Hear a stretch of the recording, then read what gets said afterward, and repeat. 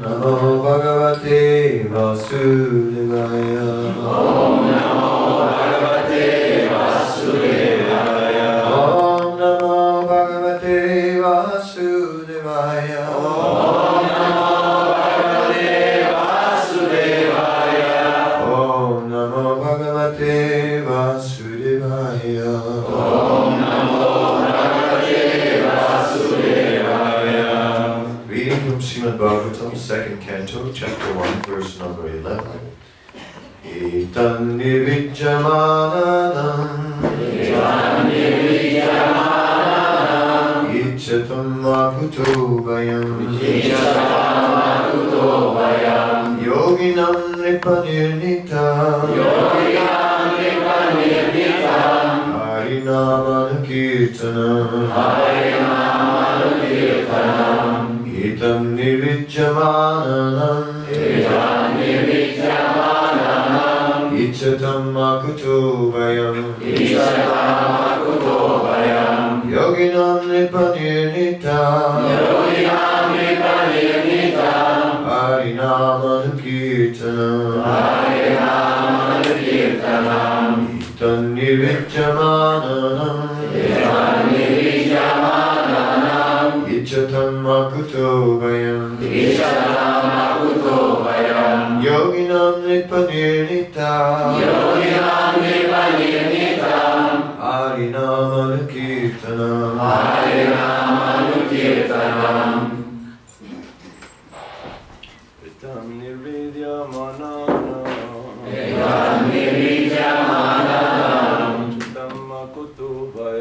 Ichchatam makuto vayam Yoginam nipanirnitam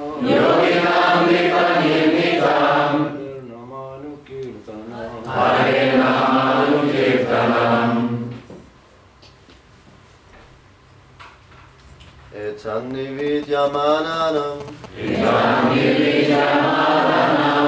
Chittam akuto vayam Yoginam nripanirnitam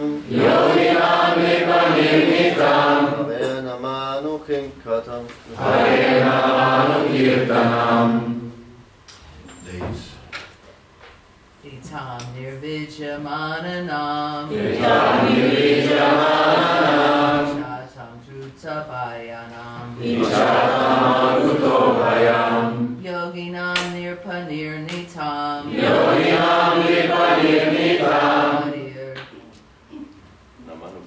Namana kirtanam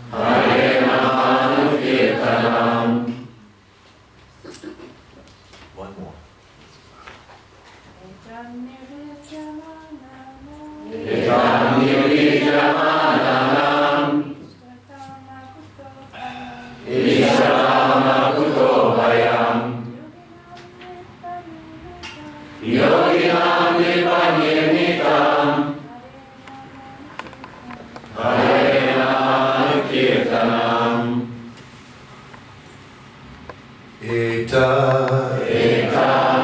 It is Nirvijjamananam of those who are completely free from all material desires. Ichchatam of those who are desirous of all sorts of material enjoyment. Akutavayam, free from all doubts and fear. Yoginam, of all who are self-satisfied. Nipa, O King. Nimitam, decide the truth. Hare, of the Lord. Shri Krishna. Nama, holy name. Anu, after someone always. Kirtanam, chanting. O King. Okay. O King, constant chanting of the holy name of the Lord after the ways of the great authorities is the doubtless and fearless way of success for all, including those who are free from all material desires, those who are desirous of all material enjoyment, and also those who are self-satisfied by dint of transcendental knowledge.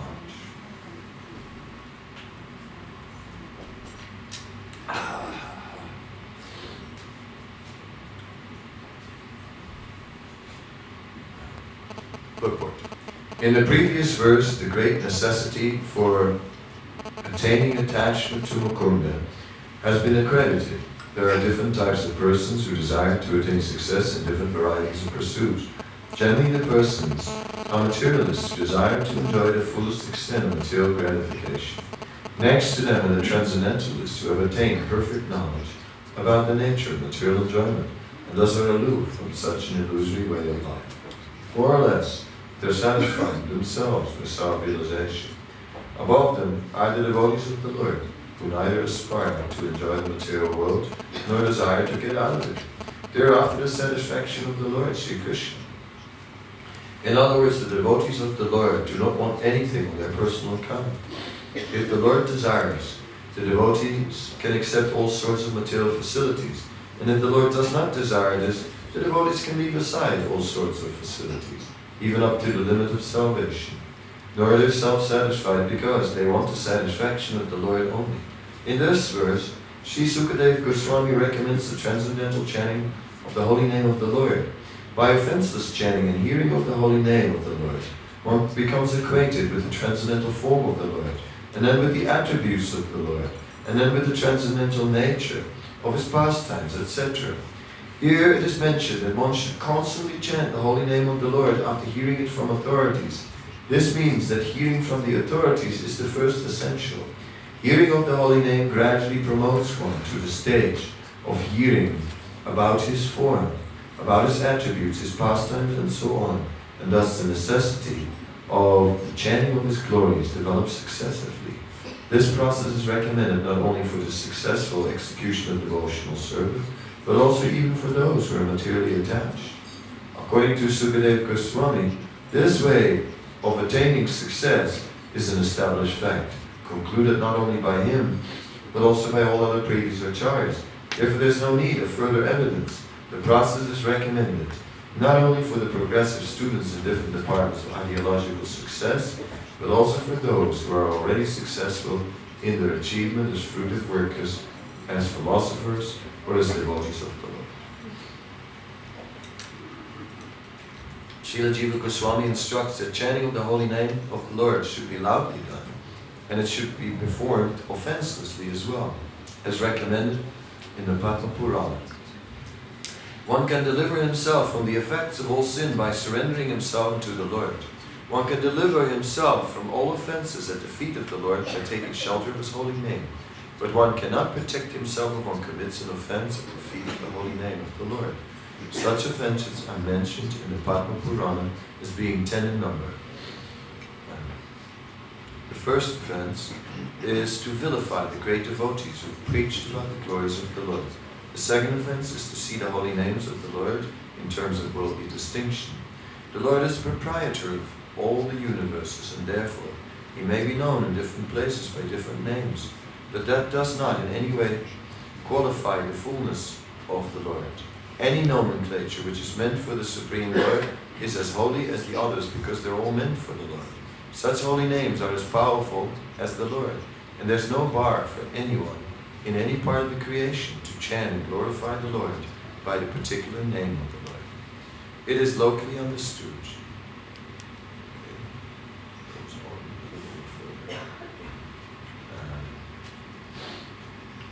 They are all auspicious, and one should not distinguish such names of the Lord as material commodities.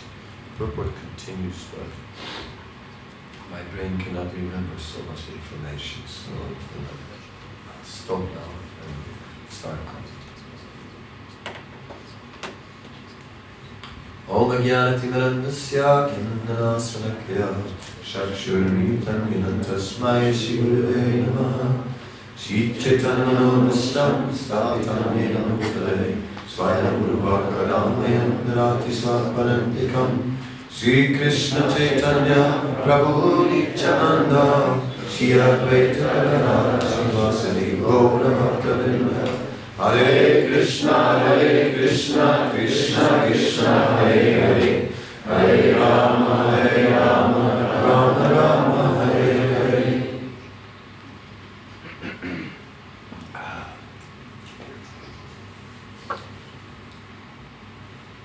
Itan niricchavananam ichchatam akuto mayam yoginam nipadenitam harinamam kirtanam.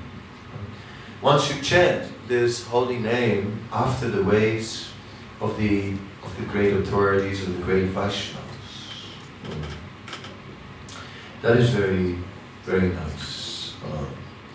This chanting depends on chanting in that way.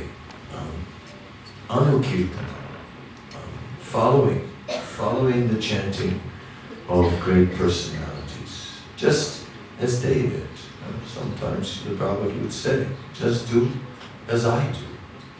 Such is the requirement. Because it's only then that one is protected. It said the holy name is not dependent on anything external. The holy name is, so it is mentioned in Chaitanya Charitamrita, is not dependent on even initiation. It said simply by chanting the holy name, one can attain all perfection. But then we find that it is mentioned that offenses are to be avoided. And such offenses one can only avoid by following the ways of the great and pure Vaishnavas. And that is how we chant as a servant. It is mentioned that Sri Chaitanya Mahaprabhu never tried to become a master of the art of chanting the holy name, but rather he always remained the servant of the holy name. It is chanting in the mood of a servant. Chanting, therefore, as a servant means the benefit of the chanting is meant for someone else. The servant is not working for his own benefit. The servant is working for the benefit of another person. So we are chanting not for our own benefit, but for the benefit of someone else, for the benefit of Krishna. Rishikena Rishikesha Sevanam Bhakti Uchite. Thus we are not trying to please our own senses in chanting Hare Krishna. We're trying to please Krishna. That is the whole thing. It is not, what am I perceiving now?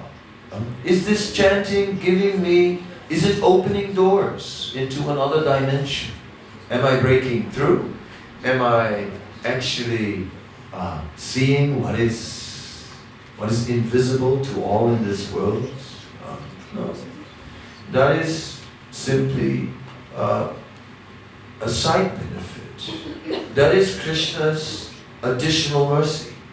That Krishna is not obliged in any way to reveal himself. He can reveal himself whenever he wants. It's not that chanting is a process which automatically reveals Krishna. It is when Krishna is pleased that Krishna reveals himself if he so desires. And that is the situation. Therefore we can never say, if you chant 10 million names, you will be self-realized. One can chant 10 million names and still not self-realized. Like that. There's no guarantee. It's simply dependent on Krishna. Whenever Krishna is pleased, then surely Krishna will become purchased by his devotee. That is the nature of devotional service. Mukti dadati bhakti na karichit. Devotional service purchases Krishna. And purchasing Krishna means that Krishna in turn becomes the servant of his devotees. Sadhanam hridiyam mayam, sadhavo hridiyam mayam, sadhanam hridiyam tvaham, madanyate najanati, naham tebya managapi. Just as the devotee is always thinking of Krishna, Krishna is always thinking of his devotee. And thus, the devotion is not only existing from the side of the devotee, and that the devotee develops all this devotion for Krishna. No, Krishna also worships his devotee. And Krishna's heart is also filled with a desire to worship his devotee and to serve his devotee. And in this way, the reciprocation begins.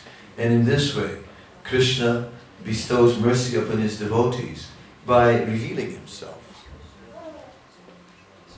Ultimately, mercy translates into that. Mercy translates into that we get the association of Krishna. Because what else could we desire? We are not worshipping Krishna to get anything else. We're only worshipping Krishna to get Krishna and nothing else. Therefore, mercy ultimately means Krishna, that we are getting Krishna.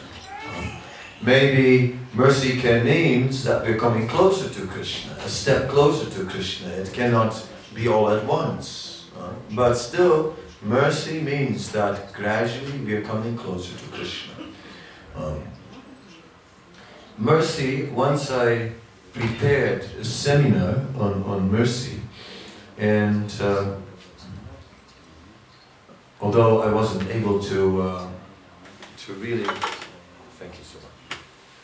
Although I wasn't really able to get into it too much, because the day before the seminar, someone offered his obeisances to me, and I sort of stood, as sannyasis do, and then he came up and very fast, and he hit me on my head with his head, exactly on the side of the head here.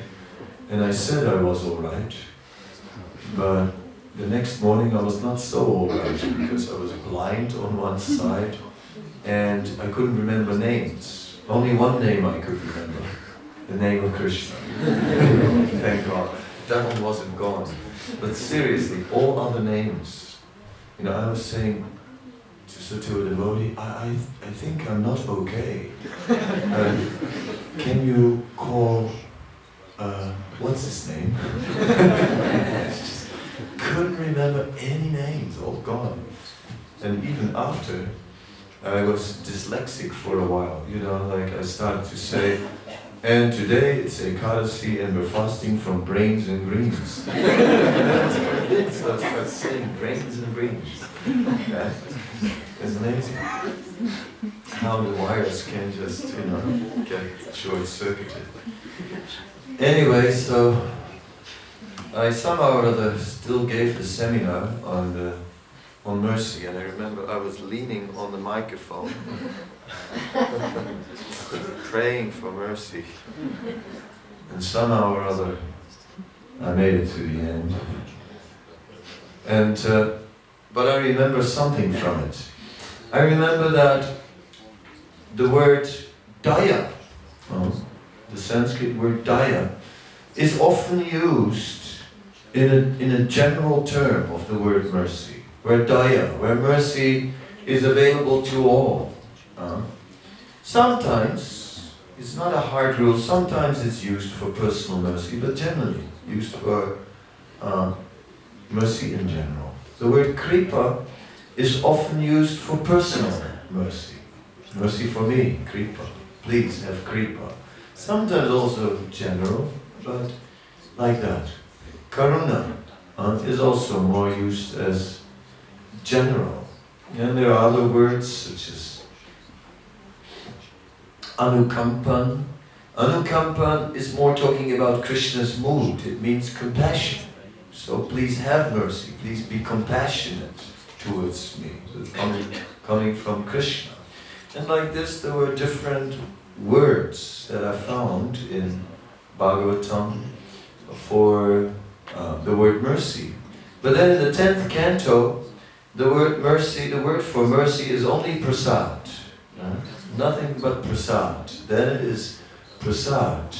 Because at that stage we're dealing with the eternal associates of the Lord, the liberated devotees, who see everything as prasad from the Lord. The Lord is either directly revealing himself, or he's indirectly dealing with us. And that's his mercy, that is prasad. So everything coming from Krishna is seen as prasad, whatever happens. That's the resonance of Vrindavan. Always seeing everything as the mercy of the Lord. That is a fact. That it's not that the mercy of the Lord is sometimes manifesting. It's not that sometimes there is a little mercy and then for a long time we are in the dry desert. It is not like that. I have a little story about a desert, and it's about people who were born in the desert. Of course in an oasis, because you cannot be born in the desert. But somewhere in the middle of the desert there was an oasis and there was a little water, and some people were born in that place. And that was all they knew. I guess camels, camel milk, and dates, and dates and camel milk with dates. Then you get like camel date milkshake, and date camel milkshake. Many varieties, in other words. One day, a stranger appeared in that place, and this stranger spoke about an unknown land. And he said, in this land, everything is green. And people said, yeah, sure, green. I mean, green, land is not green, right? Just like, not in the desert. But he spoke about the green land, and then the stranger, to prove it, produced some amazing fruits. Mangoes, Alfonso. And, when the people tasted these mangoes, then they thought, wow, that's better than dates, you know what I mean? And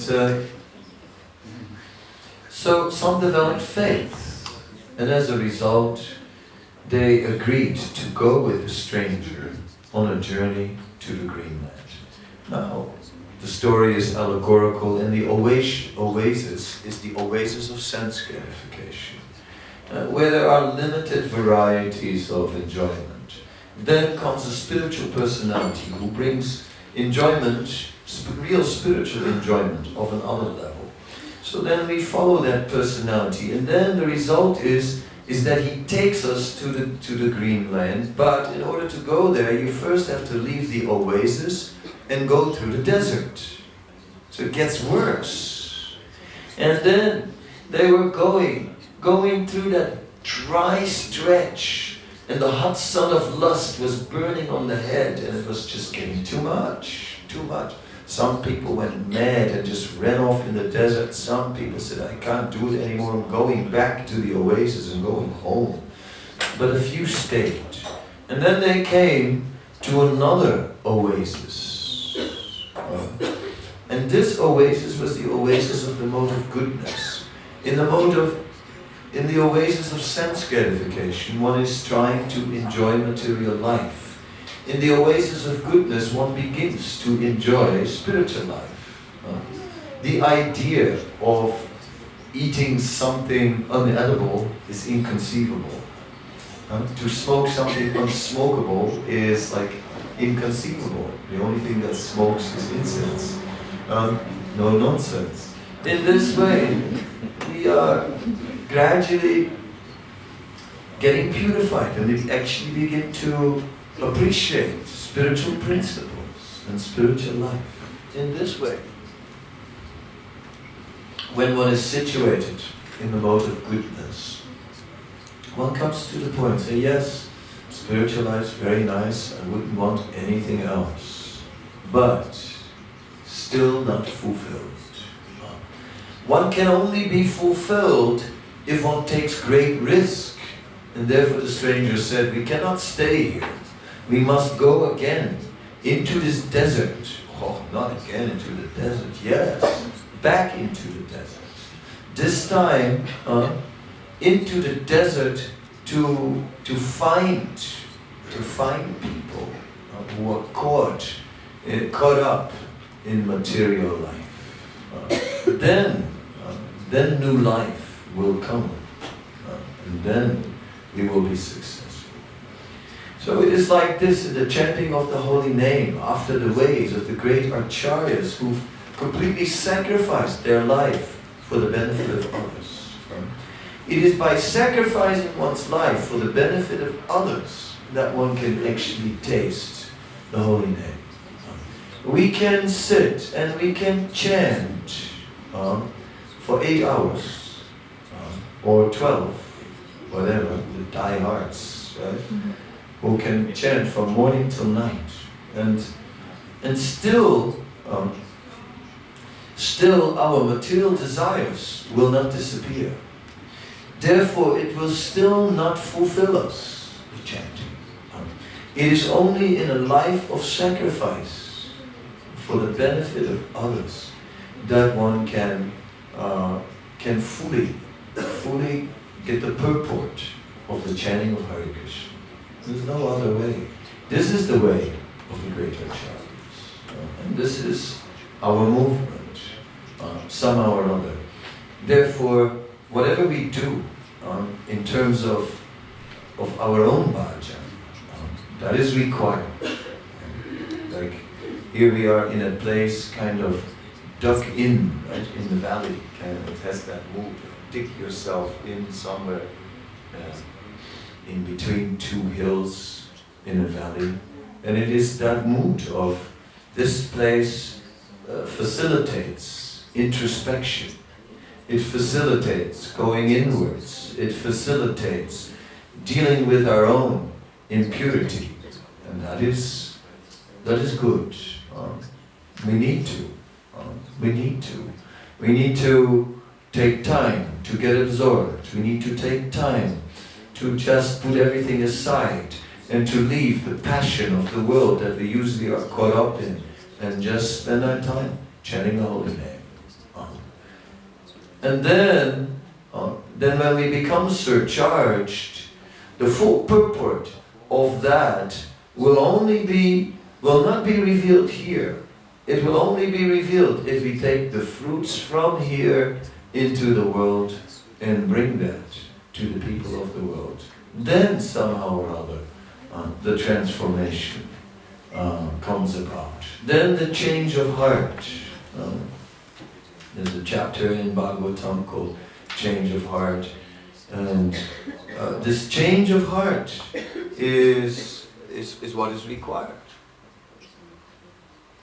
Rupa Goswami speaks about the jaundice patient in his Upadeshamrita, and says that due to all the bile in his system, even when he tastes sugar, it doesn't taste sweet. So much bile in the system.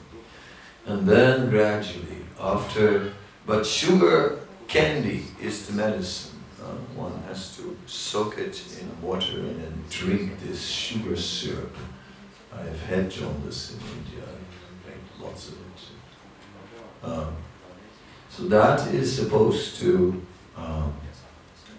be the medicine. So the point is that in the beginning there is no taste, not so much taste, and we may be looking for taste, and we may try to add taste maybe we need some pictures to get more taste. Maybe we need some musical instruments to add more taste. Maybe a little bit of a beat to add some taste. Right? Maybe we need all these things to add taste, because the taste for the holy name is not there. It's like, if you, even if you have dry bread, if you melt enough cheese on it, then it sort of becomes edible. Right? So we treat the holy name like dry bread, and we just want to melt more and more cheese on top, little saxophone, little this, little that, somehow or other. not that I'm against these things. My point though is the holy name in itself contains everything. Srila Gorkasodras Babaji, one day, on the disappearance of Sanatana Goswami, was saying, today we will have a great festival. A great festival for the glorification of Sanatana Goswami. And everyone said, Jai, Haribol, a feast and everything. But then said like, and then Gorkasodras Babaji sat down and was chanting. So after a while someone said, can we ask a question?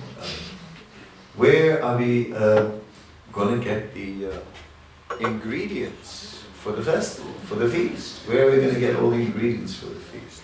And then Srila Gorkasor took his beads and he said, all the ingredients for the festival are here.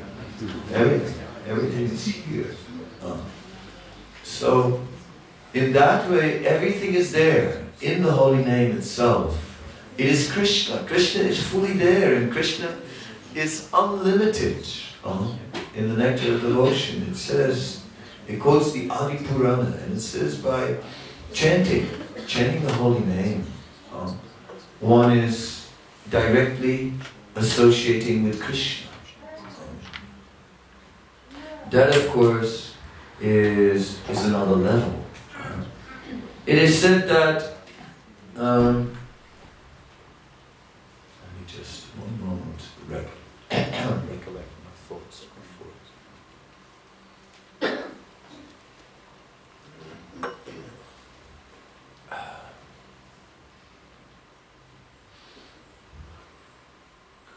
In the Murari Gupta is describing in his Kadacha how the elders of Sri Chaitanya Mahaprabhu all went to Navadvip before the appearance of the Lord. They all had some excuse, some external reason why they went there. One went because Navadvip is a place of learning, another one went because there was an ancestral home there, and if you don't pay attention to such property, someone may snatch it. And so they had all external reasons to go, but the real reason why they went is because Navadvip Dham is the spiritual world. And then all these personalities just became ecstatic. Yes, they became ecstatic. And it is said that Gopinath Acharya began to chant the holy name of the Lord, just in japa. And by chanting the holy name, he created a great festival. And he danced to the music of the holy name. He was chanting japa. It is in the same way described that Sri Chaitanya Mahaprabhu, when he was on the Godavari river, just before meeting Ramananda Roy, it is said that Sri Chaitanya Mahaprabhu would perform his morning sadhana all by himself, of chanting and dancing.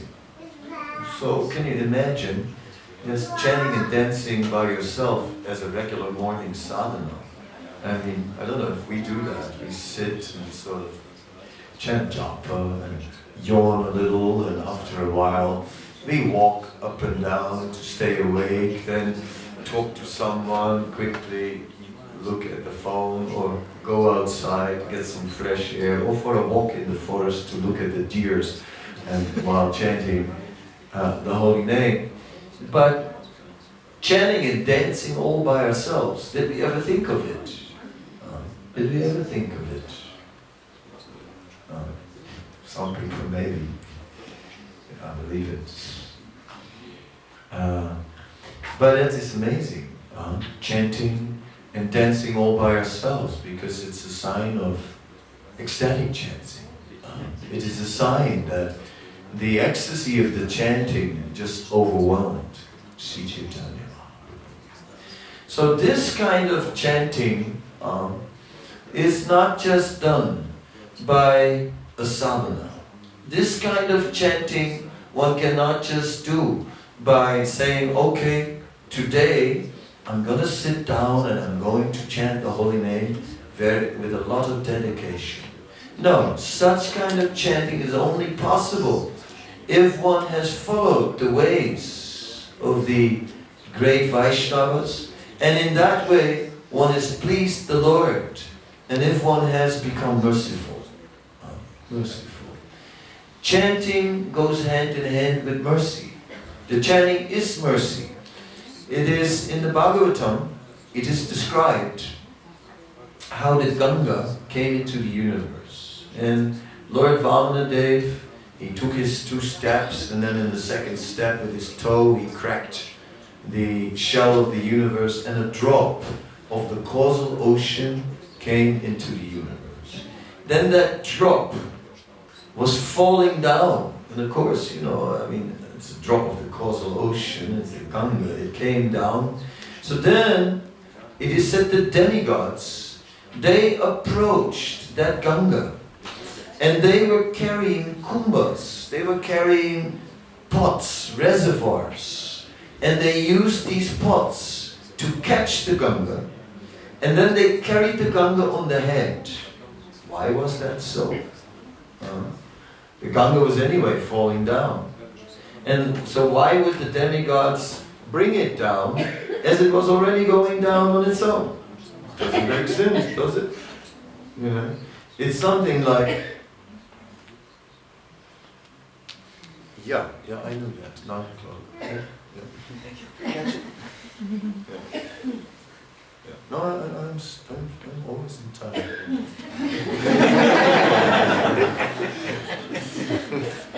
And I hate such notes.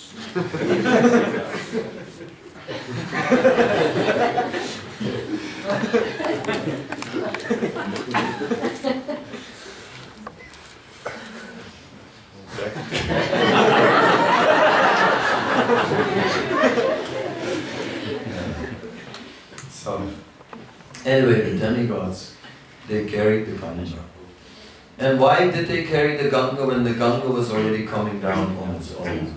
They were carrying the Ganga because they wanted to partake in distributing the mercy. They knew the Ganga is mercy. And they knew that if we carry that mercy, we get the credit for distributing the mercy. In this way, the demigods carried the Ganga down. Then when the Ganga came to the planet Earth, then there were many who took their bath in the Ganga to get the benefit of the Ganga. But they didn't have the same intelligence of the demigods who understood that, like, by carrying it, we are actually partaking, distributing the mercy. Those who took their bath in the Ganga, they were receiving the mercy. Then the Ganga went down further as the Bhagavati to the lower planetary systems, and there nobody even knew what it was. The Ganga is there also, but nobody knew it was a holy river. But some people by accident, they also took their bath in the river, or they fell in the river, or whatever. Yeah. So in this way, we can see how mercy can be related to. So the holy name is the ultimate mercy, because there's no limit to that mercy. It fully is Krishna himself. But one can deal with it in 3 ways. Just like one can carry that mercy and bring it into the direction where it wants to go, flooding everything, and one can partake in that, as the demigods did. Or one can take his bath in it, in that mercy, and get purified by it. Or one doesn't even know about the Hare Krishna Maha Mantra, but accidentally one is purified by the chanting, just by good fortune. So in this way, it is possible. Now I have 6 minutes.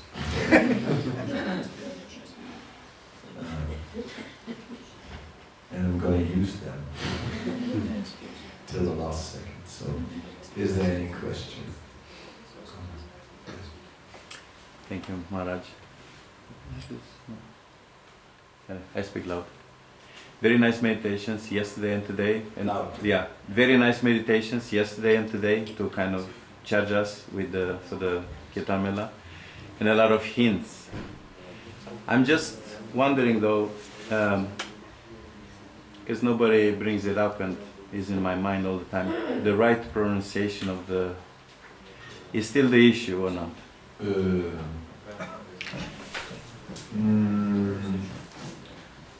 The question is whether the right pronunciation of the holy name is the issue. No, it doesn't matter. It says in the Chaitanya Charitamrita whether you pronounce the name properly or not.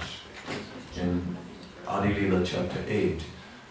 Whether you pronounce properly or not, if the intention is there to pronounce it properly, that's sufficient. Yeah. So we may make mistakes, you know. Sometimes there are people, they chant Hare Krishna, Hare Krishna, Krishna Krishna, Hare Hare, Hare Hare, Hare Hare, and they say many Hares, as if it's stuck. It's okay. Or someone skips, you know, a syllable. You're not chanting the holy name. Or I was in one country where someone chanted Hare Krishna, Hare Krishna. And I must admit that just for a joke I asked him, what if Krishna comes? But no, even if you chant Krishna and you mean Krishna, Krishna.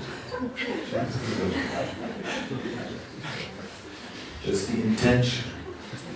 But we should try to pronounce the name nicely. Any other questions? Juste un commentaire. On peut chanter avec Prabhupada, non pas les chants que j'ai. On peut chanter avec le texte de Prabhupada, hein? Comme ça, on va écouter la prononciation. Can we chant along with the tape of Prabhupada so that we can hear the pronunciation? Yes, we can, definitely, but not too loud. If you put it so loud that you can only hear Prabhupada, you can't hear yourself anymore. No. And meanwhile, Prabhupada is chanting.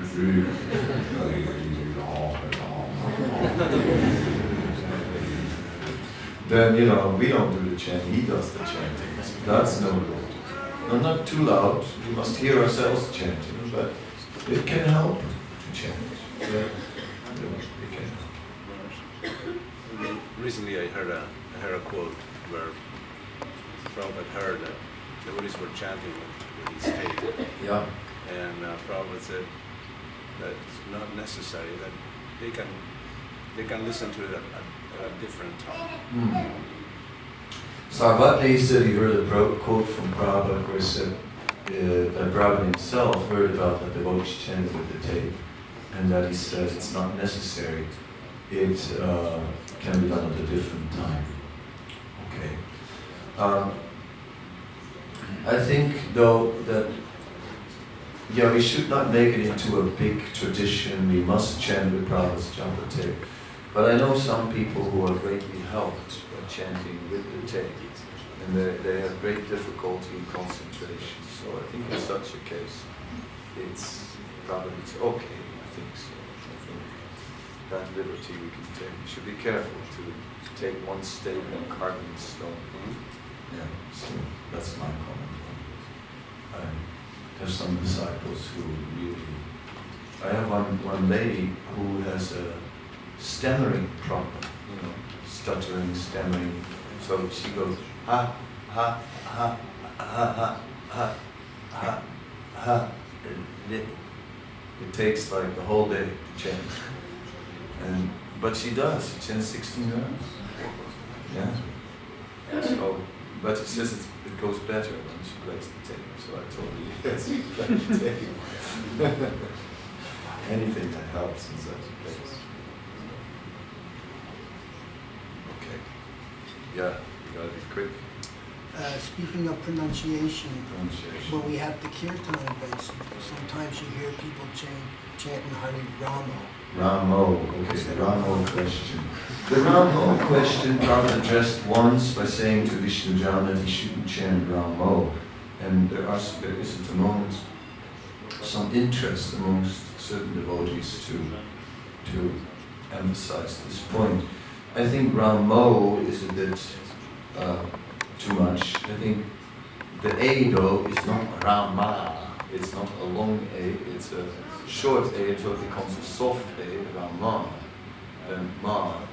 And if you chant Ma, some people hear that as O. I think that's A. So it's subtle. Yeah? But Ramo is maybe a bit over the top. So again, I think we should not deal with this in a fanatic way. There are some people who are on a campaign now. Stop this Ramo chanting. But if we really go like Ramo and do the opera in the bathroom, that's maybe over. With that, I thank you very much.